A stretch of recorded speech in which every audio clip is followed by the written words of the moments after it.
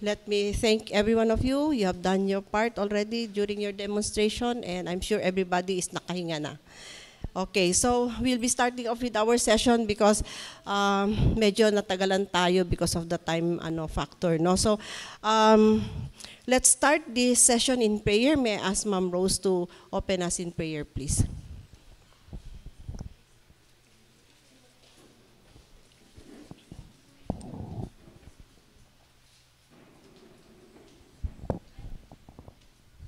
Let us pray. Heavenly Father, we thank you for this day. We thank you for everything you've done.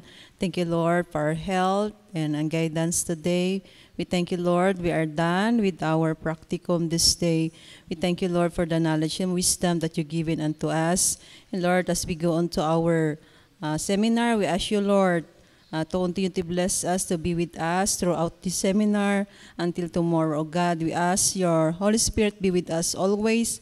God, continue to bless our teachers as they impart their knowledge to us, and bless us also, oh God, to receive that lesson that we will use it for our ministry, oh God. We thank you, Lord. We bless you. In Jesus' name we pray. Amen. Okay, thank you, Ma'am. Okay, so our session for today is teaching the saved child in an evangelistic session. So, let me share you a story of a young man who is actually, or his hobby is collecting fishes for the aquarium. Now, according to him, the best aquarium fish is a shark. Yes. So you might be thinking, a shark? Yes. According to him, if he catches a shark that is still young and confines it in an aquarium, the shark can grow 6 inches long inside the aquarium. So you can just imagine how the shark would fit into the aquarium. But when you let the shark go in its natural habitat in the water, the shark would actually grow 8 feet long if it is given a chance to go into the ocean. Okay? So, can you imagine, that these sharks can just adjust to the environment where you are going to place them in, but given the chance to go out, okay, they will grow to their full length. That is what happens to some Christians. Okay? Now, there are cutest little Christians who just swim around they just swim around the puddle. Okay, yung maliit lang na lugar dyan. And you can look at them, uy, ang cute naman ng Christian na to, ang liit-liit, ganon, no? You find them cute, but actually, if you put them into a larger arena, into a broad view of the whole creation, they might become great. So, what a great privilege God has given to us to work with children. Okay? To think that boys and girls in our clubs today could be developed into great servants of God. But a lot depends on how we taught or teach the children. It depends on how they are taught. Okay? So you teach them how to grow. We don't want them to be cute little 6-inch Christians swimming around the puddle, but we want them to grow big. So in order for growth to occur, there needs to be care and systematic teaching for the saved children in our clubs. Because God has given you such an important task, we must prepare well. So we've been talking about drawing out the message of salvation in a predominantly evangelistic message or passage. Now let's talk about what teaching we can draw from the lesson that we do for the saved child. Okay? So let's look at developing the saved child teaching. Now again, let me remind you, there are 2 audiences in our clubs, right? We have the saved and the unsaved. So, yesterday and the rest of the days ahead, Ma'am Lai has been teaching you about the evangelistic message for the unsaved. This time, application for the saved. Okay? So, although the Bible lesson you are teaching may be predominantly evangelistic, you can and should, when possible, include teaching in the saved child. So, the saved child teaching should reflect a truth that is taught in the passages that you are teaching them. Okay? So, in some lessons, no, there are doctrinal and topical. The saved child application can be found in the time or in the wonder time or probably in the memory verses that you teach to them. Okay? So, again, titingnan natin yung second type of audience. But let's look at the things that we need to understand and learn. Okay? Now, in an application for the saved child, we have to choose an appropriate place in the story where you can apply growth principle you have identified in the life of a child. Okay, so may mga saved children ka na dyan sa Good News Club mo, then tell them or look at sa lesson mo where you are going to identify the saved child. Okay, so in your lesson, okay, what would be the first thing that you're going to look into? Do you have it in your notes?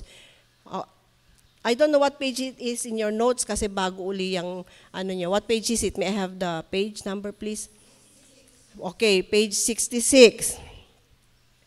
Okay, so sa page 66, you will find, okay, what would be those principles you're going to learn? Okay, letter A, yung table na to, can you read it to the class? Will you read it loud, please? Nagugutom pa ba kayo? Hindi pa kayo nagmerienda. Please read it aloud, please.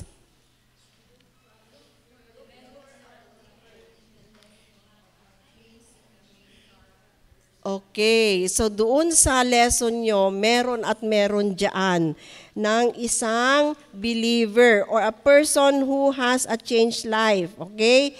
And then, when we had identified that, what do we learn about God through them?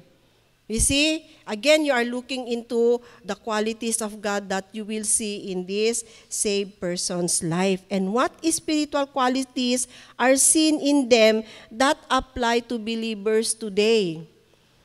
Okay? So, that you see, the Bible is always, hindi ito ma-outdate. Whatever was taught before is still in effect today. Walang revision yan. That's why the Bible is not revised about the principles that you learn from the Bible. So, and then, letter D, what seems to be the main point, being made to believers today. Okay? So, after choosing an appropriate place, you have to develop a practical application to the saved child that would include letter A. So, you're looking at the saved child na, no? Okay? Letter A, you are identifying. Okay, so you are identifying the Christian child. So kapag ina-identify niyo yung mga batang ligtas na, sasabihin mo, kung ikaw bata, tinanggap mo na si Jesus, ikaw ngayon ay ligtas na. May buhay ka na, walang hanggan sa piling ng Panginoon. Or, call on the child, one who trusted God already. Okay? And then, what would be the next thing you're going to do? You give a saved child statement. So, ano ang pwede niyong gamitin?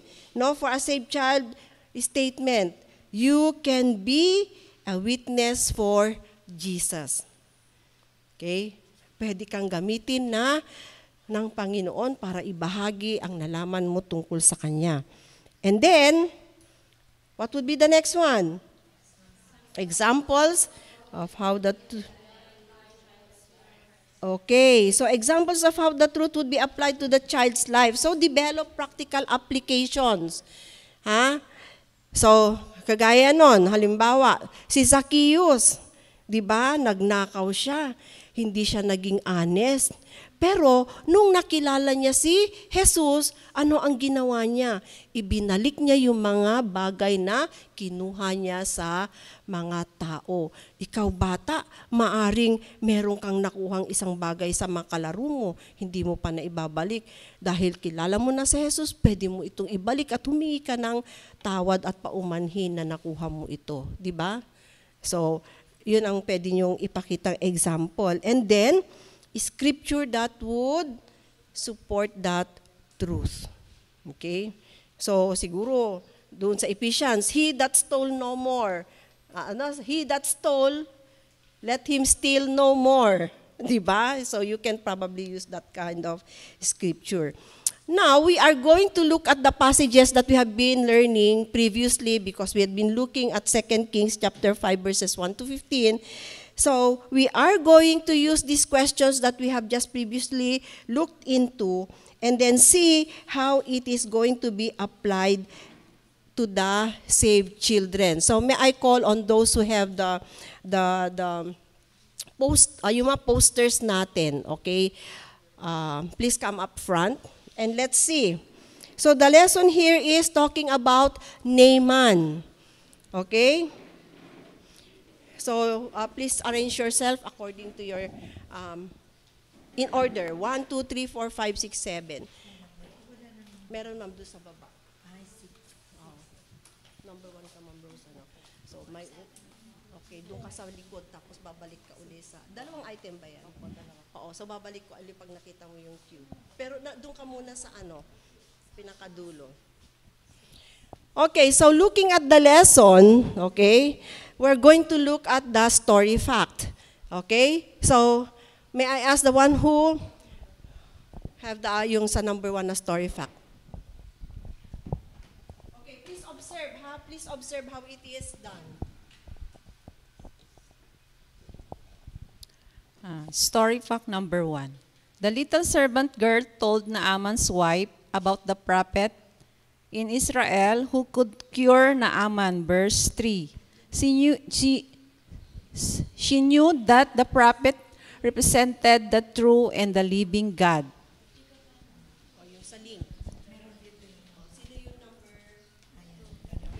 Okay, so link number 1, the little girl was a witness. If you have received Jesus as your Savior, you can be a witness for Jesus. Maybe you think of friends or family members who don't know about Jesus. You can tell them how Jesus loves them and that He died on the cross for their sin. You can share how they can believe in Jesus as their Savior, just like you did. The Bible says, "Ye are my witnesses, saith the Lord, and my servants whom I have chosen." Isaiah 43 verse 10. You can be a witness for Jesus if you know Him as your Savior. Link number 2, the little servant girl was being a witness.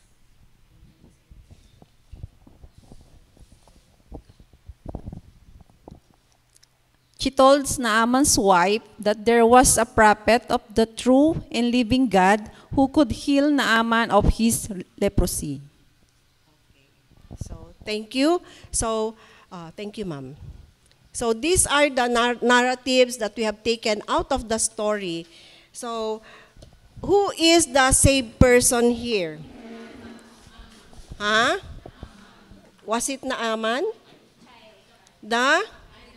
The servant girl, yes. So the servant girl here is one that is saved. Kasi doon sa previous lesson natin, ang needy person was Naaman, di ba? Okay. So the servant girl, so you already have identified that the servant girl is the one who is saved. Okay. So ano ang ginawa dito, no? Mayroon tayong saved child statement. What is the saved child statement? Tingnan natin dito. Okay.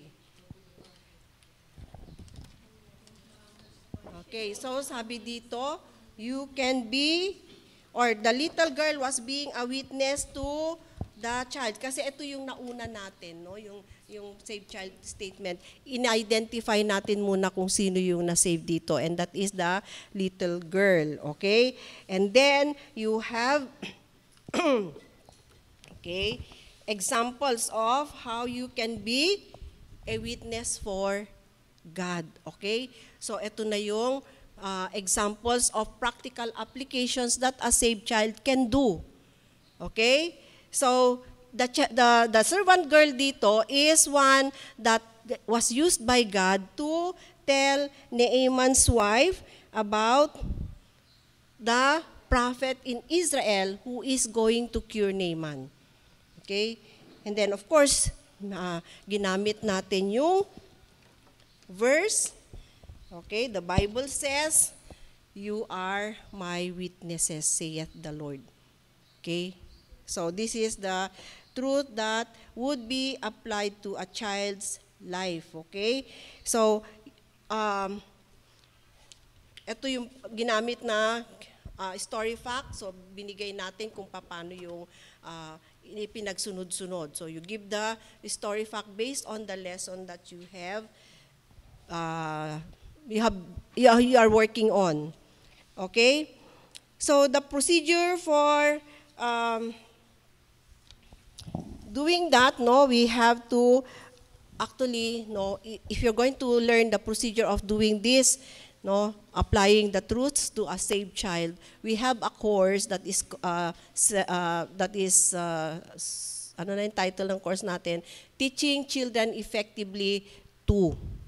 So that is separate. This is actually a sequence from, if you have completed your TCE 1, then you can go to TCE 2. This is where you're going to focus your application to the saved child, which is actually the discipling part of your career or your responsibility as a teacher. Okay? So, we are going to let's see kung ano yung next part dito, okay? So, I'm going to give you a short demonstration lang. We're just cutting this off a bit shorter, okay? And then later on, we're going to give you more tips on that, okay? So, I'm going to give you a simple demonstration on how the whole lesson of Naaman is going to be used as your evangelistic lesson as well as your dito sa application for the saved child. So, look at the focus questions. Where is the problem? God's love offered solution, and then yung 5 steps to invitation, and then teaching for the saved child. Okay? So, ang gagawin natin dito, no, you're going to be asked to pretend that you are my children in my Good News Club. So, I am your teacher, and I want everybody to please stand up. And then, you do 2 jumps. 1, 2, and you are now children. Okay?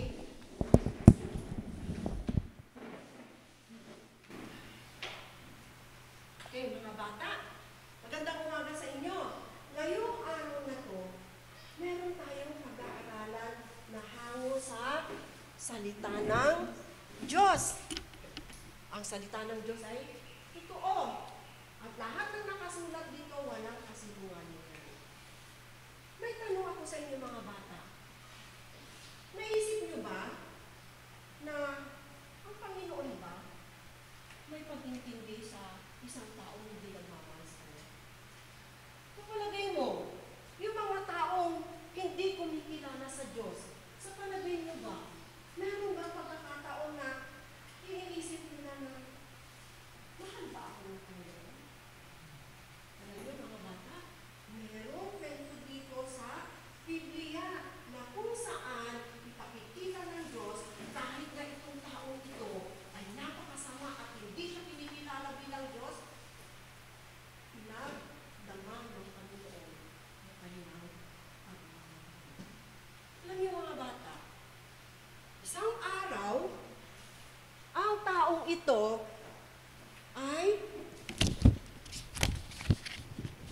kilala sa bayan ng Syria.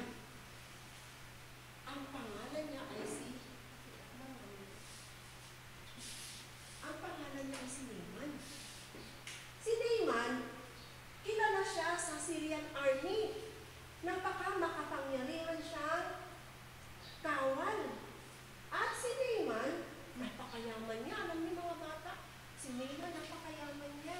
Marami siyang ari-arian. Marami siyang mga alila sa bahay. At siguro nakatira siya sa isang malaking, magandang bahay. Pero alam niyo mga bata, si Naaman, meron siyang problema. Meron siyang isang karamdaman na hindi na pwedeng magamot. At ito ang isang bagay na, naku, yung problema ko, ano ba ako nito gagaling? Kasi alam niyo mga bata, noong araw, kapag ikaw ay may sakit na ketong, maaring ito na yung sakit mo hanggang mamatay ka dahil walang lunas ang karamdaman ito. Pero alam niyo si Naaman, kahit siya ay may karamdaman, patuloy pa rin siyang nagsisilbi sa Syrian army. At alam niyo, si Naaman, hindi siya nakakakilala sa tunay na Diyos. Dahil siya ay nagsisilbi sa isang Diyos-Diyosan lamang. Kaya, alam niyo, hindi pa bibigyan ng lunas itong karamdaman niya dahil wala pa siyang alam. Pero alam niyo mga bata, meron isang bagay din na problema ni Naaman. Mas higit sa kanyang kasalanan. At yan ay mas higit sa kanyang karamdaman. At yan ay kasalanan. Alam niyo ba mga bata? Ang kasalanan ay mga bagay na iniisip natin, sinasabi at ginagawa na hindi kaaya-aya sa Diyos. At ang kasalanan na to ay naghihiwalay sa atin sa Diyos forever and forever. Kasi alam niyo mga bata, sino na bang marunong magbasa sa inyo sa Bible? Sabi dito sa Bible, o basahin mo nga, Batang Betty, ano ba? Basahin mo nga yan. But your iniquities have separated between you and your God. Okay, ako napakalungkot itong salita ng Diyos, ano? Ang kasalanan natin na o maghihiwalay sa atin sa banal na Diyos. Naku mga bata, nakakalungkot yan. Pero si Naaman, yan ang problema niya. Meron siyang higit na mas problema at yan ay kasalanan. Pero, dahil din sa karamdaman niya, si Naaman patuloy pa rin siyang nagsisilbi sa Syrian army. At noong na siya ay nagtungo sa Syrian army, may pagkakataon na sila ay lumusog sa bansang Israel. Lahat ng kawal, nagtakbuhan sila doon, nilusog nila ang bansang Israel, dinakip nila lahat ng mga tao, at isa sa mga lalaki nila ay isang batang babae na Israel.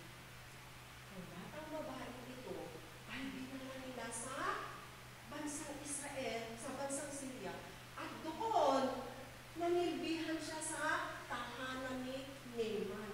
Naging katulong siya. Mga bata, sa palagay niyo, anong mga ginagawa ng katulong doon sa bahay? Linis. Ano pa? Nagluluto. Ano pa? Lalaba.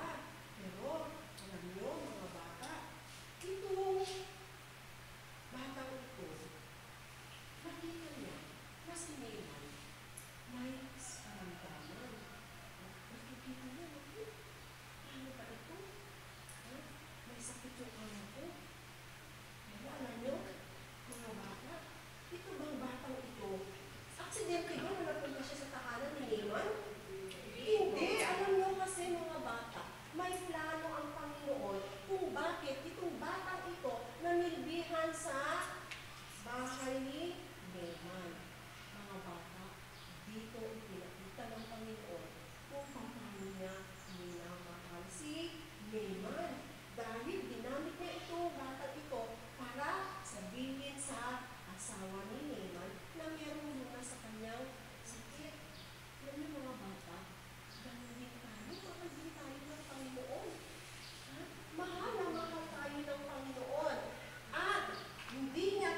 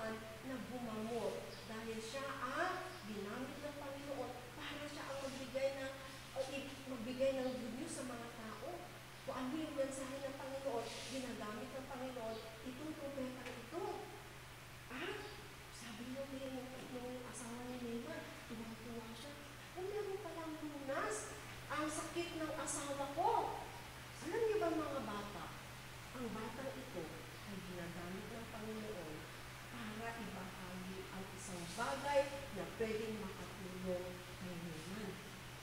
Kasi, mga bata, kahit ikaw, palagay mo, ako wala akong saysay kasi maliit pa lang ako. Ano kung gagamitin ng Panginoon? Hindi pa ako maganda. Hindi na lang ako. Tapos hindi pa ako magaling sa klase. Sabi ang bawat saksakan. Ano na yung gagawin ng Panginoon? Sabi. Pero alam niyo mga bata, sabi ng Panginoon, pwede kanyang gamitin. Sigaw niyo nga, God can use me. God can use me. Yes, alam niyo kung bakit Panginoon, mga bata, sabi dito sa Ephesians. Meron na naman binabanggit ang Panginoon dito sa book ng Ephesians. Matatagpuan natin dito sa Ephesians chapter 2, verse 10. Basahin niyo ang Batang Rose. Basahin niyo ang Batang Rose. Ano sabi dyan?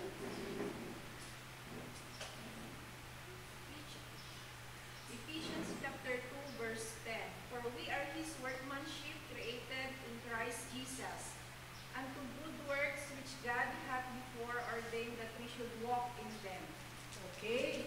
Nakita niyo mga bata, pwede tayong gamitin ng Panginoon dahil sabi niya, nilikha niya tayo para gumawa ng mabuti. Kaya alam niyo mga bata, pwede niyo gawin ito sa mga kaibigan niyo. Dahil alam niyo na, tayo ay ligtas at merong plano ang Panginoon para sa inyo at yan ay gumawa ng mabuti. Pwede kayong pumunta sa school at mag-invite kayo ng mga bata. Ulit kayo, punta tayo sa Business Club para makapunta niyo kung ano yung mapag-aralan doon. Kaya alam niyo mga bata, ginamit ng Panginoon itong batang babae ito para sabihin sa asawa ni Naaman na mayroong isang propeta sa Israel na pwedeng bumamot sa kanyang karamdaman. Masaya-masaya yung asawa ni Naaman. At sinabi niya kay Naaman, naku, asawa ko, merong maaaring bumamot sa iyong karamdaman. At sabi niya, ako patulong.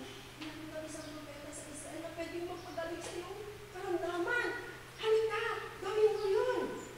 Alam niyo mga bata, si Naaman, pumunta siya sa hari at sinabi niya, mahal na hari, meron daw doon sa bayan ng Israel na isang propeta na pwede akong gamutin. Pwede ba akong pumunta doon? So natuwa ang hari. At sabi niya, sige, pumunta ka para ikaw ay gumaling. At naghanda si Naaman ng kanyang mga dadalhin. Naghanda siya ng mga regalo, naghanda siya ng mga damit. At dahil matagal ang biyahe nito, naghanda siya ng kanyang mga kasamahan. Nakasakay sila sa chariot. Alam niyo mga bata ng araw, ang sasakyan mo ng kotse.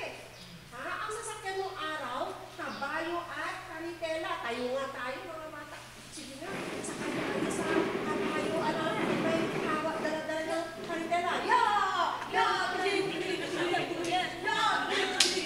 Oo, maupuna kayo. Naku, matagal na biyahe sa mga bata. Ayun si Naaman. Nakasakay sa isang kalesa. Nakarating sila sa bansang Israel. At dahil may pinadalang sulat, ang hari ng Syria sa hari ng Israel, inabot ni Naaman ang isang sulat sa hari ng Israel. At ganito pa ang sulat ng araw mga bata. Nakabilog na ito. At ang sabi doon, to the king of Israel, I have sent Naaman to thee, that thou mayest recover him of his leprosy. Nagalit yung hari, pinunit ang damit. Ako ba ay Diyos para pagalingin ka sa iyong karamdaman? Nagulat ngayon si narinig ni Elisha na ang hari ay nalungkot at nagalit. Paano nga magalit mga bata? Pakita niyo. Hindi mo ganito yung hari.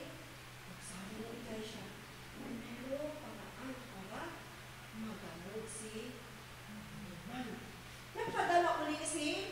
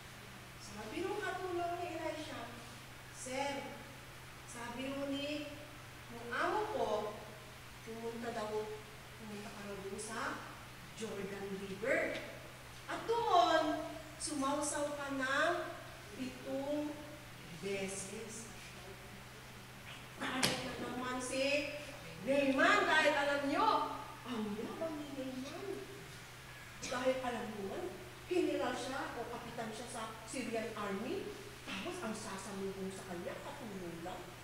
At ang gusto niya mangyari, lalabas si Elisha, siguro pwede niyang itaas ang kamay at sabihin, pagalingin ko at tumutawag ko at ikaw ay manulilasan sa iyong karamdaman. Hindi nangyari ito. Alam niyo, sabi ni Naaman, papupuntahin mo ako sa Jordan River, ang putik-putik niyan. Ayoko pumunta sa Jordan River. May mga ilog sa Damascus na mas maganda pa sa Jordan River. Alam niyo mga bata, ito lamang ang tanging paraan kung paano gagaling si Naaman. Kasi gusto ni Naaman yung sarili niyang paraan. Pero meron isang paraan na pwedeng gawin. Ganon din sa ating mga bata. Meron isang paraan lamang na tayo ay pwedeng patawarin sa ating mga kasalanan. At yan ay sa pamamagitan ni Jesus. Hindi pwede wala ng iba. Kasi sabi sa Bible, dito sa John 14:6, gusto ko ipabasa dito sa mga bata. Sa likod, basahin niyo nga mga bata. John 14:6, ano sabi niya? John 14:6.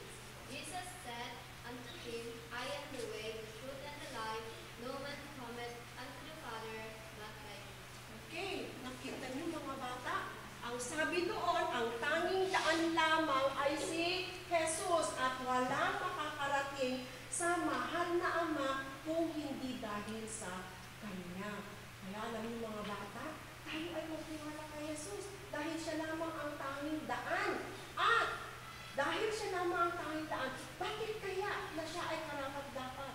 Dahil si Jesus ang perfectong anak ng Diyos. Hindi siya nagkasala kahit kailan.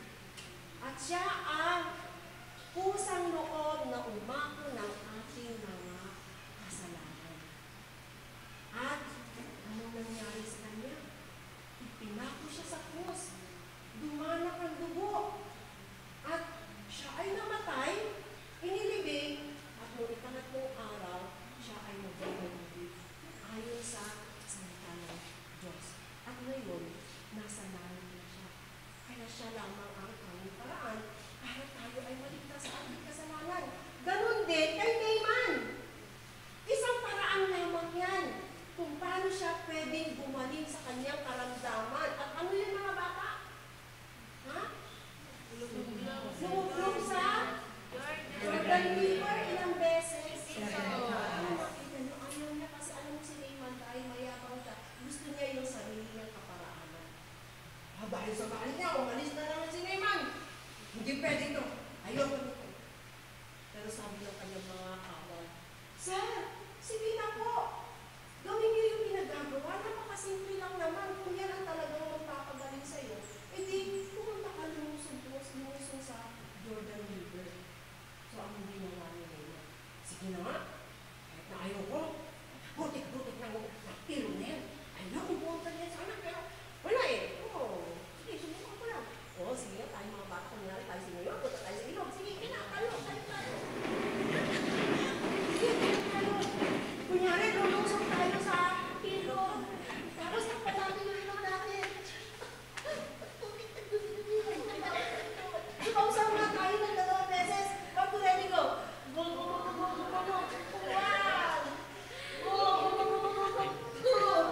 Tingnan nyo kung malinis sa kapatid si Naaman. Hindi pa.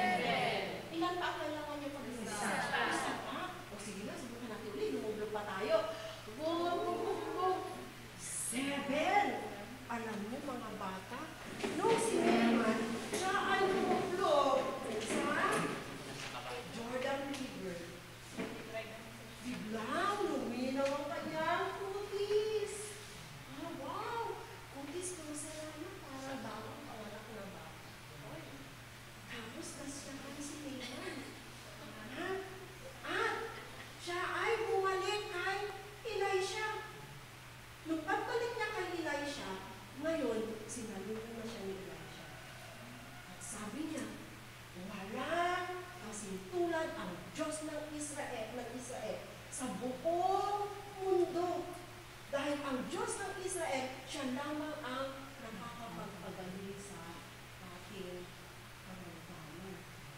Alam mo, umuwi si Naaman na napakasaya. Ha?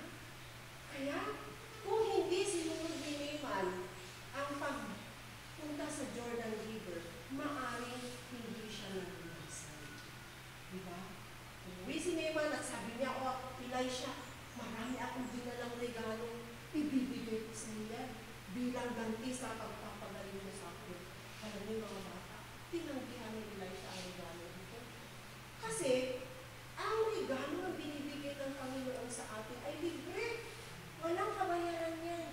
Kaya sabi ni Elisha, iuwi mo lahat yung mga daladalahan mo.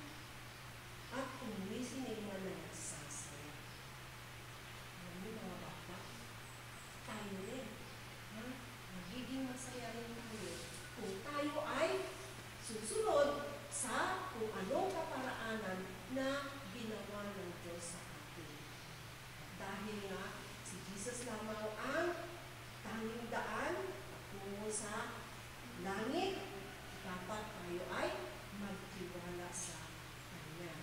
Alam niyo mga bata, dito sa salita ng Diyos, doon sa book ng Acts, sabi dito, believe on the Lord Jesus Christ and thou shalt be saved. So, ikang bata, na wala pa si Jesus sa iyong puso, hindi ka paligtas sa iyong mga kasalanan. Isang bagay lang ang dapat mong gawin. Magtiwala ka kay Jesus bilang tagapagligtas. So, pwede mo gawin yan ngayong araw na ito. Maaari ba tayo ay umupo, umukit, walang hilingon, ikaw bata na wala pa si Jesus sa puso mo. Ngayon ang pagkakataon na tanggapin mo si Jesus sa puso mo. Okay? Maaari bang itaas mo ang iyong kamay?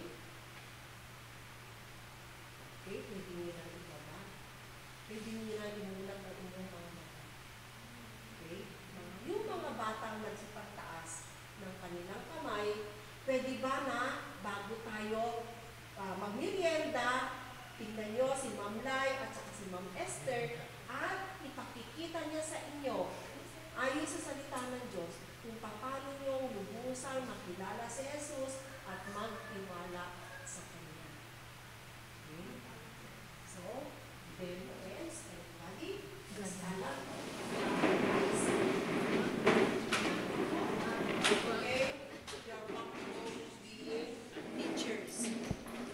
Okay. So, yung focus questions natin, okay, bilisan nating sagutin. Saan pinakita yung problema doon? Naaman. Okay. How was saan ang God's love pinadama doon? Okay. Servant girl. Okay, yung offered solution. Lumublob sa tubig. Pero how about yung application natin ngayon?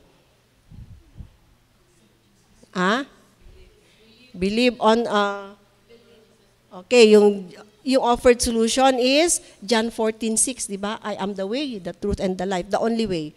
Okay? Was the 5 steps of invitation observed?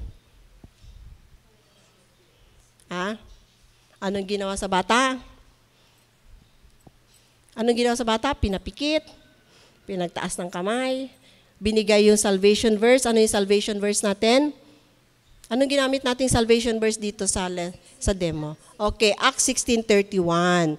Okay? And then, ano yung teaching for the saved child, which is actually yung focus ng lesson natin ngayon? Be a witness. Sino ang naging witness doon? The servant girl. Okay? So you see how the lesson is already packaged for the child, both for the saved and the unsaved child. And look at the message of salvation that has been integrated into the lesson. So yan ang makikita natin.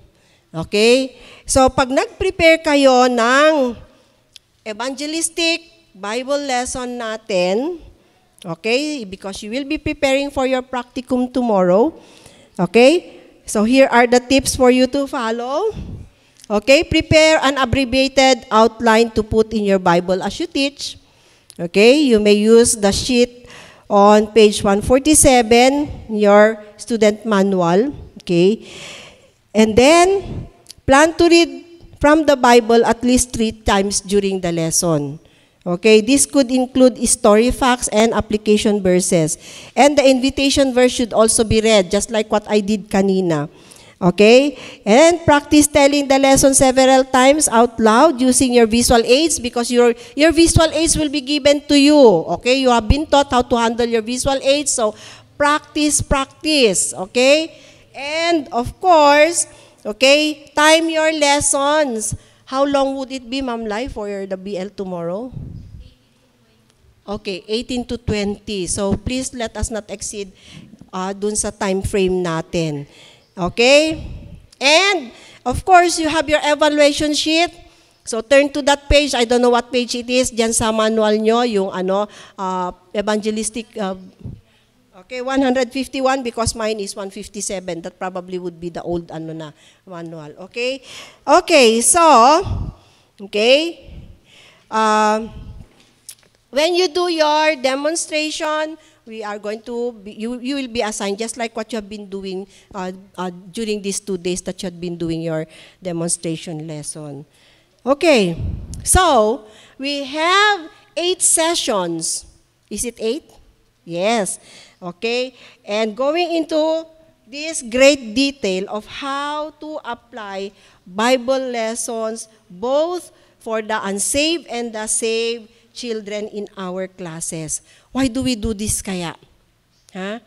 We want unsaved children to come to know Christ as their personal Lord and Savior, but we also want the children who have trusted the Lord Jesus Christ to have that great privilege to grow. Okay? So they don't just stay stuck doon sa isang maliit na paddle lang, dyan sa maliit na parang sapa lang. Ano? So we want them to grow great in their faith. So as you carefully prepare evangelistic Bible lessons, you need to fully depend on the Holy Spirit as you would see the potential among these children being born into the kingdom of God and growing well in their Christian life. Will you, teachers, commit yourselves by God's enabling power to let Him use you to prepare and teach an effective Bible lessons that would change lives. So take this moment right now to talk to God about your commitment. Okay? So I'll give you 1 minute as you pray and commit yourselves to teaching these lessons to your children.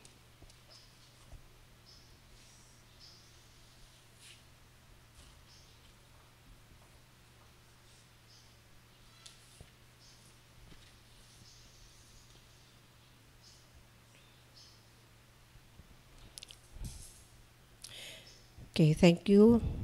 Once again, Father God, we thank you for this session. Thank you, Father God, for the lessons that we have learned enough. Lord, we praise you, we thank you. We pray this in Jesus' name. Amen. Okay, Ma'am Esther.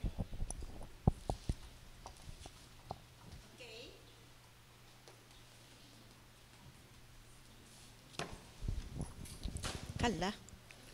Okay, this is our last session this morning. And we will sing this song. Alam ba ninyo yung song na ito? Okay, we'll sing it once and then you follow.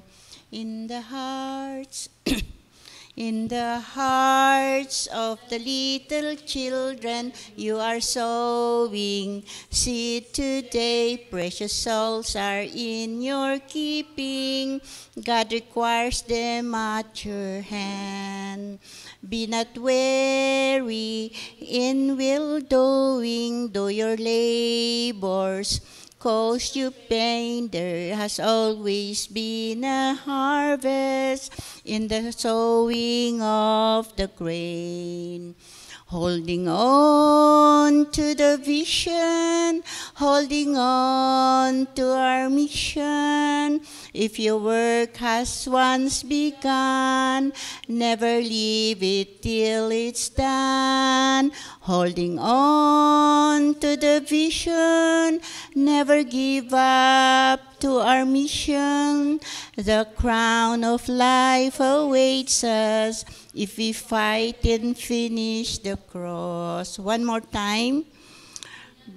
Weary in well doing, though your labor cause you pain, there has always been a harvest from the sowing of the grain. Okay. On to the vision, holding on to our. If your work has once begun, never leave it till it's done. Holding on to the vision, never give up to our mission. The crown of life awaits us if we fight and finish the cross. We'll pray. Heavenly Father, we thank you for this last session, O Lord. Thank you for sustaining us, sustaining these teachers, O Lord. We pray that you'll continue, O Lord, to be with us. O Holy Spirit, be our teacher. In Jesus' name we pray. Amen. Mamlay.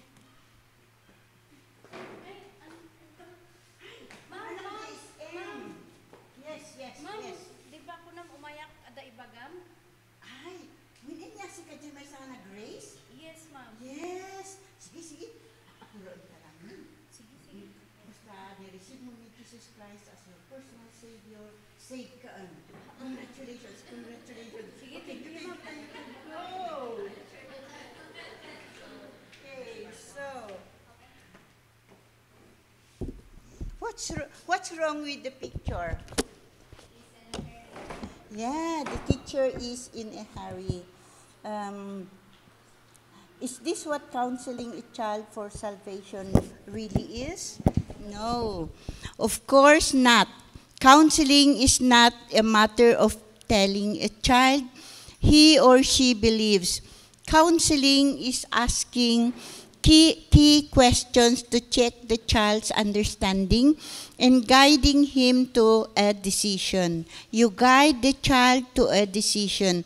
What are those key questions? Ano kaya yung key questions na yun? How do you guide a child without putting words in her mouth? You just guide the child. You should not put words in his mouth. So let's begin by thinking about some principles to keep in mind when counseling children for salvation. So there are principles for counseling. Number 1, pakibasa dito sa group 1.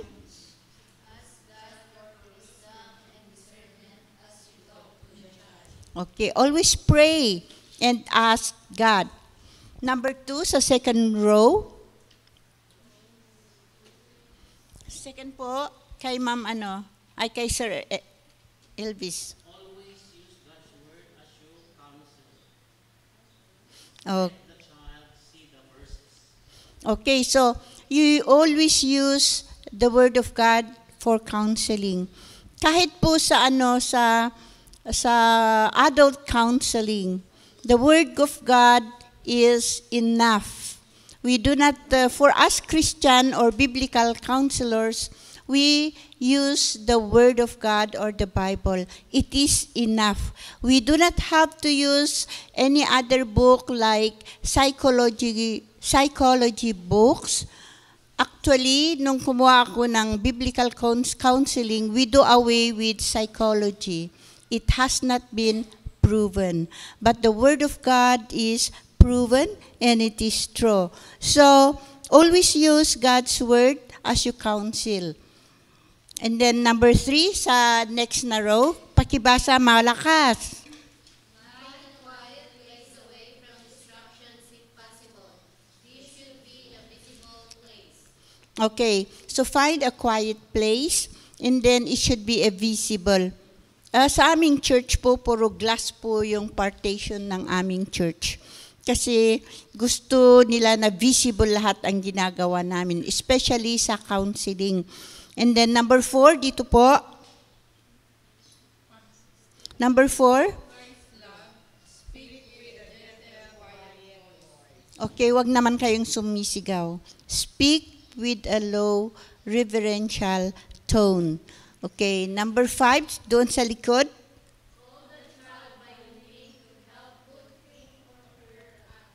Okay, gustong-gusto ng mga bata na tatawagin natin sa first name, di ba? Kahit na tayong adult, di ba? Yes, it's better to, mas maganda kung tawagin tayo ng first name natin. And then number 6, remember that just because a child responded to the invitation, it does not mean he is saved. You have to counsel. So yung invitation kanina, di ba? Yung close your eyes, raise your hand, and then separate them to another group. So hindi po save yung mga batang yun pa. Just because they just raised their hand does not mean that they are already saved. Meron pang counseling session. So remember that, yes, hindi po, hindi po guarantee. You have to counsel afterwards. Doon po sa Baguio, yung SVIC na large group of children, we do counseling at the end of the year. After discipling, we counsel them, and we will know who are really saved and who are not saved. So today, you will see a demonstration session. Please follow along in your notes. Tignan ninyo. First, you will see the teacher established why the child came to talk with her. So tatanungin ninyo, ba't ka nagpaiwan? Why did you come to me?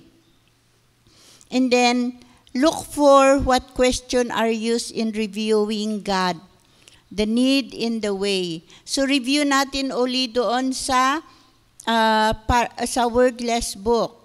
Listen for how the invitation verse is explained. So meron pong invitation verse, and the child is asked to respond. So listen for assurance of salvation is taught. Okay, so, may I call on Laila? I will show you a demonstration on counseling a child. Uy, batang Laila, bakit ka andito? Kasi sabi mo may ituturo ka sa akin. Oo, tinanong kita kanina kung gusto mo bang ituro ko sa salita ng Diyos kung paano ka maligtas. Okay. So, unang question ko po, why do you need the Lord Jesus Christ? Dahil ako ay makasalanan po. Yes. And who is God? He is my creator. Yes. What does it mean that God is holy? Siya po ay perfect, walang kasalanan. Okay. Does God love you? Yes po. Okay. What is sin? Lahat po ng iniisip, sinasabi at ginagawa na ayaw ng Diyos. Okay. So, what, are you a sinner? Yes po. What is God's punishment for sin? Eternal separation from God. Yes. Eternal na mawawalay ka kay God. So, who is Jesus? He is the perfect Son of God. What did He do for you? He was crucified, He died, He was buried, and rose again on the third day. Okay, He gave His blood. Dumanak ang kanyang dugo para hugasan ang iyong kasalanan. Why is Jesus the only one who could die for your sin? Because He is the perfect Son of God. Okay. So what happened to Jesus after He died? He rose again. Okay. He rose again and He is now in heaven. And Jesus is alive. So tignan nga natin sa Acts 31, Acts 16 verse 31. Basahin mo nga. And they said, Believe on the Lord Jesus Christ, and thou shalt be saved in thy household. Oo, ito mayroon condition at may promise ha, Batang Layla. Sabi niya, believe. Kung you take it as your own, believe that Jesus Christ died, He was buried, and on the third day He rose again. And the promise is, you will be saved. God, the Holy Spirit will live in your heart, and He will help you to do righteous things for God. So, what does God promise He will do? He will save me from my sin. Okay. What does God say you must do? I need to ask for forgiveness and accept Him in my heart. Okay, and you have to believe. Okay, so believe is the condition, and the promise is that He will save you. Do you believe in Jesus as the only Savior from your sin? Yes po. Okay. Can you tell God that you have sinned and you are sorry for your sins? And then in your prayer, tell God you believe and trust the Lord Jesus Christ, who died for your sin and rose again. And then third, tell God you want to live His way with His help. Can you do that, Lai? Yes po. Dear God, inaamin ko na ako'y makasalanan, humingi po ako ng kapatawaran at naniniwala po ako sa ginawa niyo na cross, kayo po'y naipako at umagos ang inyong dugo para sa akin. Panginoon, tulungan din po niyo ako na mamuhay po na naayon po sa inyong kagustuhan. In Jesus' name. Amen. So, if you truly believe in Jesus, what did He do for you? He died for my sins. So, whose child are you now? Si Jesus po. Si Jesus. How do you know? Sabi po sa Acts 16:31. Okay. So, sa Acts 16:31, basahin nga natin ulit, tapos insert natin pangalan mo. And they said, Believe on the Lord Jesus, and thou shalt be saved in thy house. Okay. Insert natin, believe on the Lord Jesus Christ, and Laila shall be saved. O Laila shall be saved. And then, there are promises in the scripture sa Hebrews 13:5a and 6b. Okay? And then, basahin natin na, okay, the Lord is my helper. Sige, para hindi mo makalimutan. The Lord is Laila's helper. Meron pang isa. I will never leave you. Okay.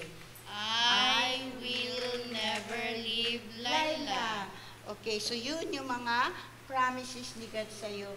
Hindi ka niya iiwanan, tutulungan ka para mabuhay ka ayon sa kanyang kagustuhan. Okay. And then, alam mo, Batang Layla, hindi ka naman perfect na anak ng Diyos. Sometimes you choose to sin. So when you choose to sin, pupunta ka sa 1 John 1:9. O anong sabi dito sa 1 John 1:9? If we confess our sin, He is faithful and just to forgive us our sin and all our righteousness. Okay. So, pagka nagkasala ka, sabihin mo ka agad-agad kay God, huwag mong iipunin, at siya ay righteous and just He will forgive you from your sins. Okay, so ngayong anak ka na ng Diyos, gusto niya na ikaw ay lumago. Sabi sa 1 Peter 3:18 na basahin mo nga, Batang Layla. But grow in grace and in the knowledge of our Lord and Savior Jesus Christ. Okay, ibig sabihin ng grow in grace, tutulungan ka ni God para ikaw ay lumago sa iyong spiritual. And the knowledge of our Lord and Savior Jesus Christ ay sa pagbabasa mo ng salita niya, makikilala mo pa si God. Okay. So ito po, mayroon tayong basic helps para ikaw ay lumago. So sa GROW na acronym, yung kamay mo, pakita mo sa akin yung knuckles mo. So GROW. G, go to church. And then R, read your Bible and pray. O, witness. I obey God's word. Obey yung lahat ng pinag-aaralan mo dito sa Biblia. And then W, witness. Oo. Sabihin mo sa mga kapatid mo ang natutunan mo dito sa Good News Club. Okay. Cut. Okay. So, yun po yung counseling. So, maybe you were wondering na parang wordless book. Pero hindi masyadong detailed na wordless book. Parang nasa assurance lang siya. Okay, so very, very helpful po itong wordless book na ito. Pag natutunan natin po pwede natin na gamitin na sa counseling. So, how to counsel a child or a small group of children. So, open your manuals.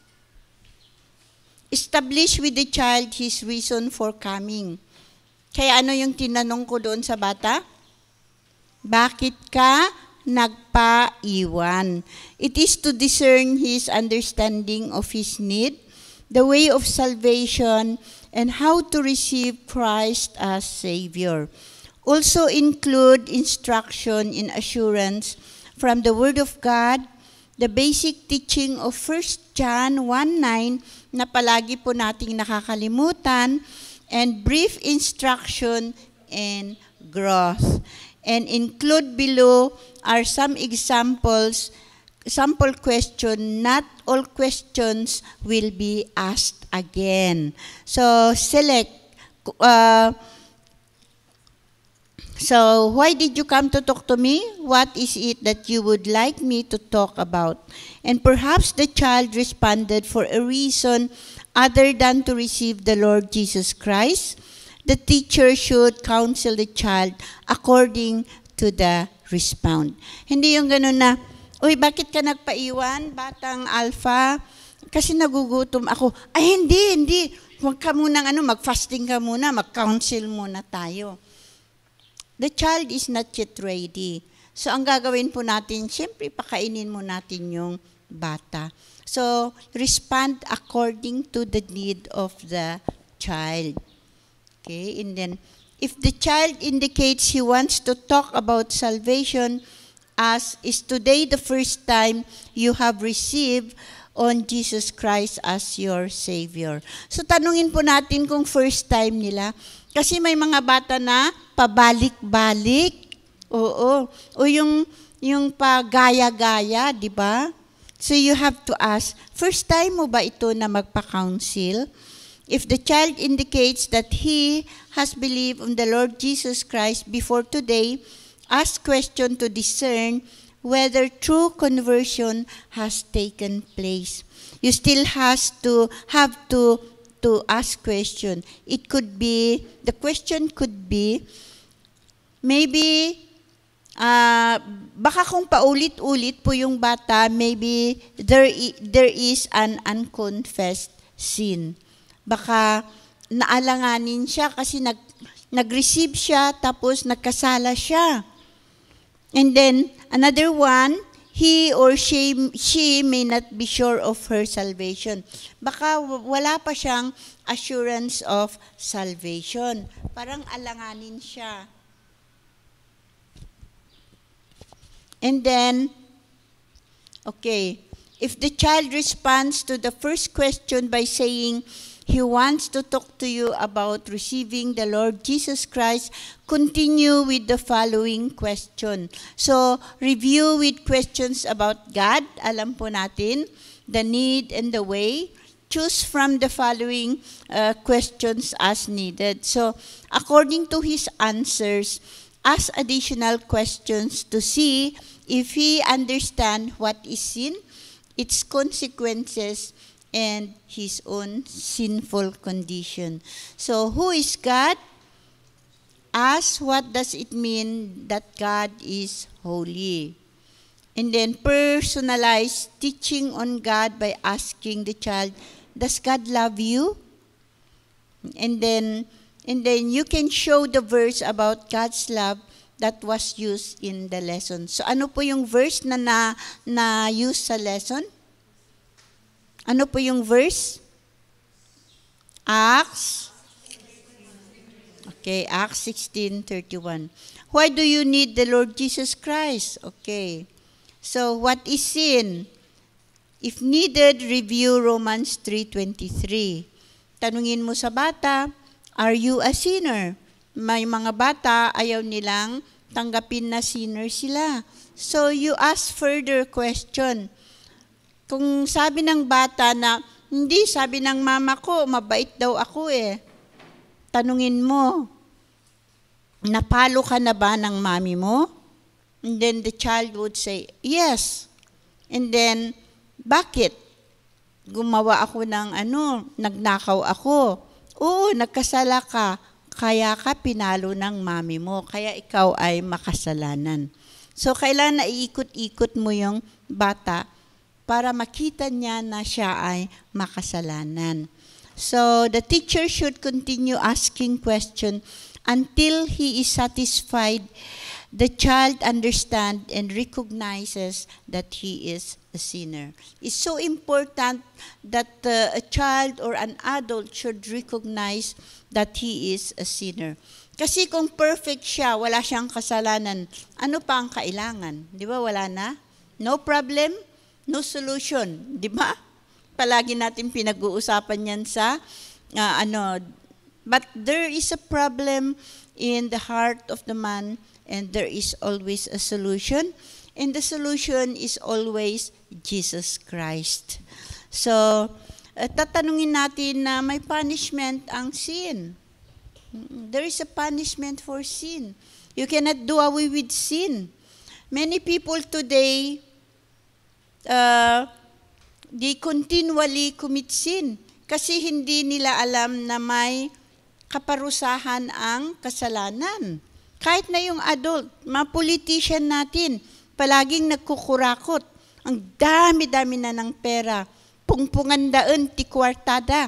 Kaya't dapay laang nga pag-idaan. Yes, because they do not fear God. Handa nga amo nga ada iti, punishment na iti basol. Ada ti consequence na one day they will face God and they will also receive the reward. Kung punishment, kawawa sila. So they enjoy their life now, and later on, they will enjoy also the eternity damnation. So, who is Jesus? So, the solution is always Jesus, di ba? Sa ating problem. So, yun. Ask things about who Jesus Christ is. And then read and explain the invitation verse.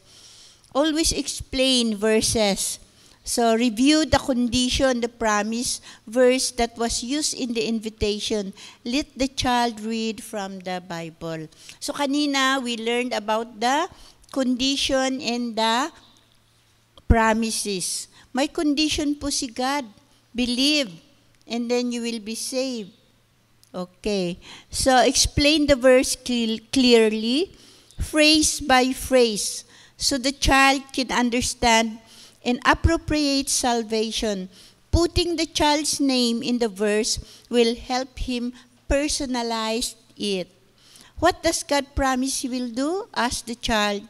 What does God say you must do? So emphasize the child's need to be willing to turn from his sin, believing in Christ as his Savior. He has to be willing to turn away from sin. And then give the child an opportunity to respond. Do you believe in Jesus as your Savior from your sin? If the child says yes, encourage him to express his belief in God sa prayer. So you can help the child again to pray. And we have this, tell God that you have sinned and you are sorry. Tell God that you believe and trust the Lord Jesus Christ who died for your sins and rose again.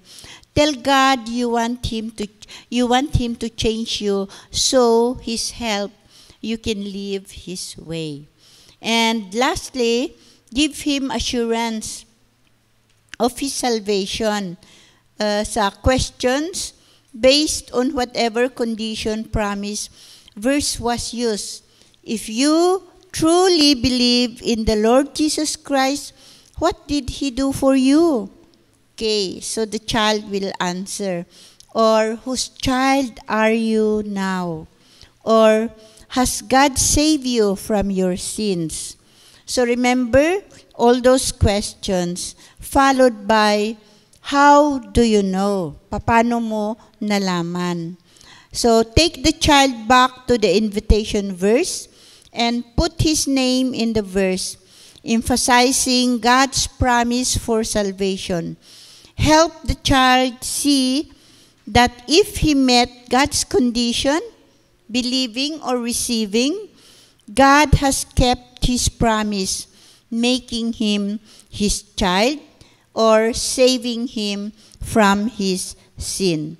Read and explain the promises in Hebrews 13, 5a and 6b. So ano yung promise sa Hebrews 13:5? Okay, sa Hebrews 13 verse 6, the Lord is my helper. Okay. So, note, point 6 and 7 are very important and need to be discussed as thoroughly as possible. So, don't forget to teach about the confession of sin. So, alam po ninyo yung verse natin. Ano yon? 1 John 1:9. Okay. And then, teach him basic helps for spiritual growth. Ano yon? Grow. Napag-aralan na natin yun.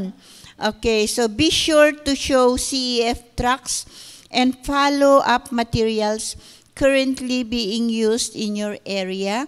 You may want to provide. So we will provide you some tracts here. Okay.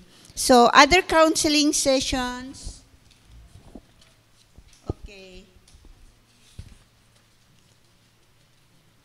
So other counseling sessions, the child says he never sinned, so explain the message of salvation and give specific examples of sin. Show Romans 3:23, which teaches all have sinned, including teacher. Ask him if he has ever been punished, yung in-explain ko kanina.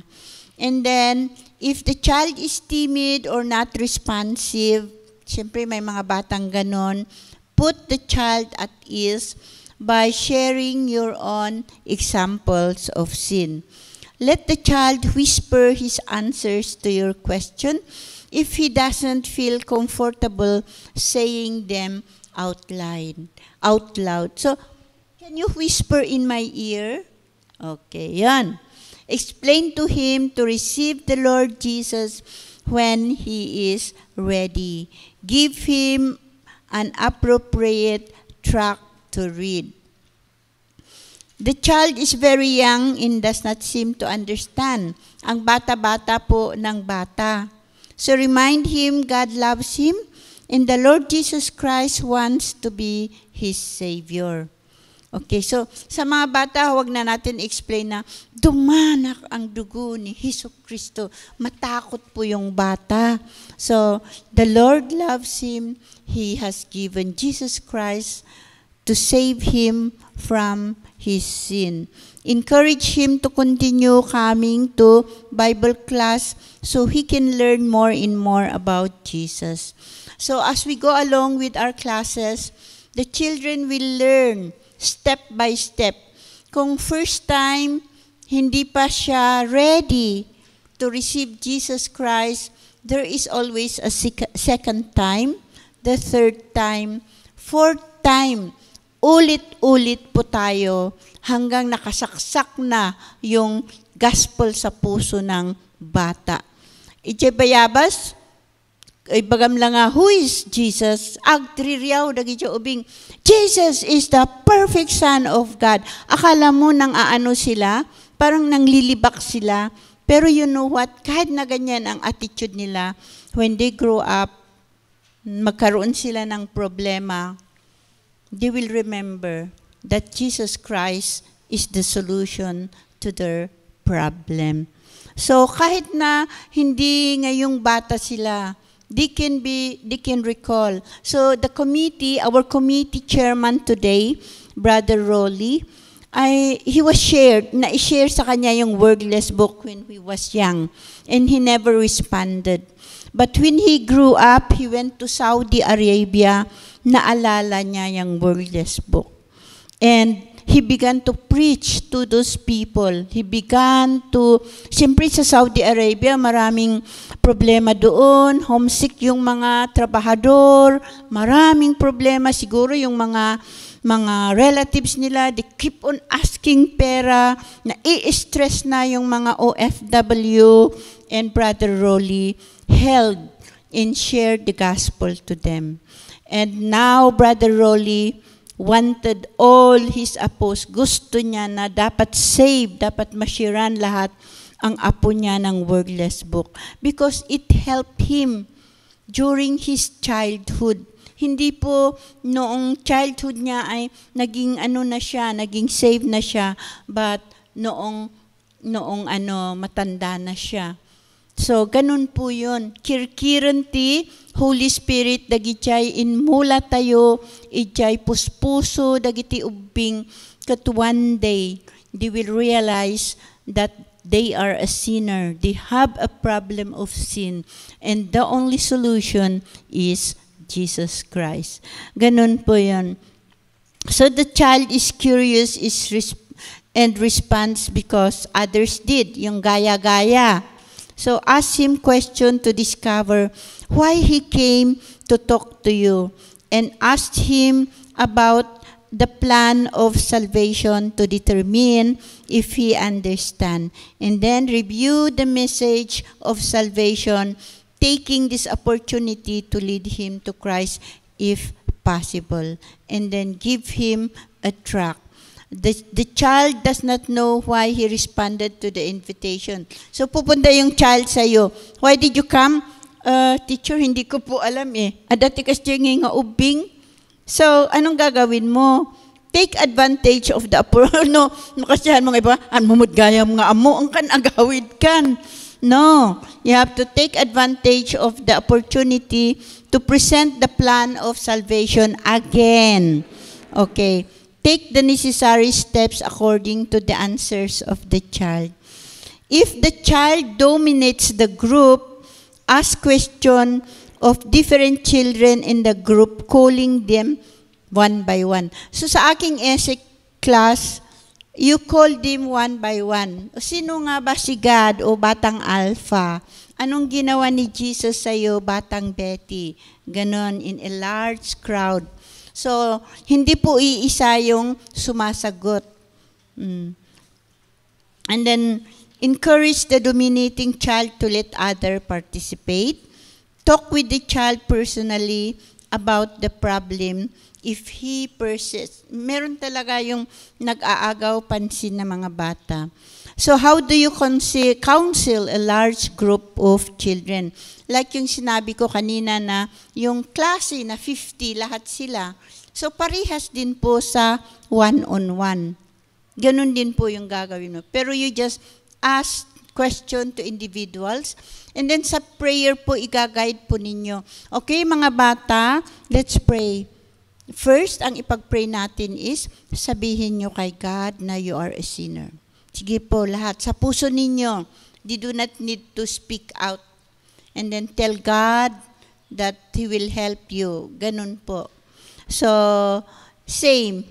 Okay, keep the attention of the children and continue with the same method you used with the only child, with an only child. So ask questions to different children if they understood the message of salvation. And then review the verse to give the children assurance of salvation. And then explain confession of sin and growth principles to the group. Give each child literature to help them spiritually. Sa aming office, meron din kaming free na Bible.